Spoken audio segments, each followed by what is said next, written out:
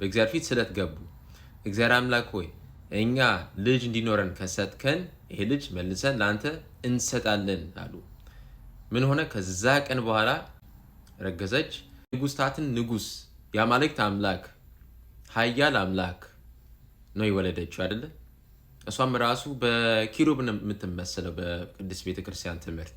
ለምን? መለኮት ያቀፈች የሸከመች እናት ናት። እና እቺ እናት ነው የተወለደችው። በእናቷ ማህፀን በነበረችበት ጊዜ ብዙ ታምራት ይፈጽም ነበረ ይባላል በቅድስት ቤተክርስቲያን ፊት። እና እሷ ደግሞ በእናቷ ማህፀን በነበረችበት ጊዜ ብዙ ታምራት ይፈጽሙ ነበረ። ብዙ ሰዎች ከበሽታ ከደዌ ከብዙ ነገር ይፈወሱ ነበረ የእናቷ ማህፀን እየነኩ ብዙ ነገሮች። ሌላውም ደግሞ ያው ቅድስት ድንግል ማርያም በአዲስ ኪዳን በኪሩብ ትመሰላለች።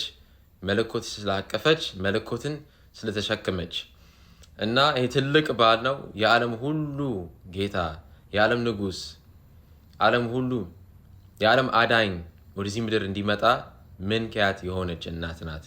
እና ይሄ በዓል እሱ ነው የምናስበው፣ የእሷ ልደት መወለዷ።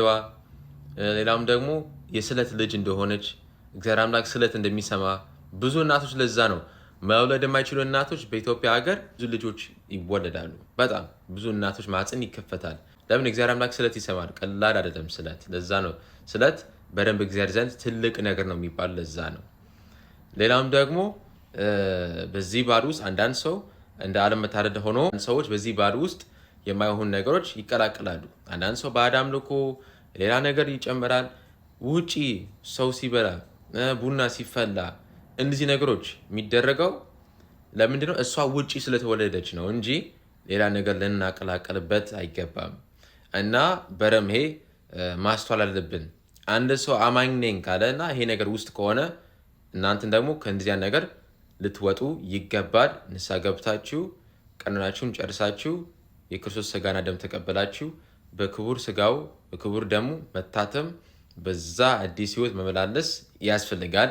እንደዛ አይነት ልምድ ያላቸው ሰዎች ያያችሁ ሙሉ ቤተክርስቲያን በዛ መልክ ማየት ተገቢ አይደለም። ቅድስት ቤተክርስቲያን ብዙም አባቶችም ይሄ ነገር ድርጊት ትክክል እንዳልሆነ ለብዙ ጊዜ ለብዙ ዓመታት ነው የተናገሩት። እንግዲህ እኛ የቤተክርስቲያን ልጆች መናገር ነው ያለብን። አሁን የእኛ ድርሻ ሆነዋል። በጣም የምወዳችሁ እግዚአብሔር አምላክ ሁላችን ጋር ይሁን። በኢትዮጵያ ያላችሁ መልካም ምሽት ሌሊት ነው።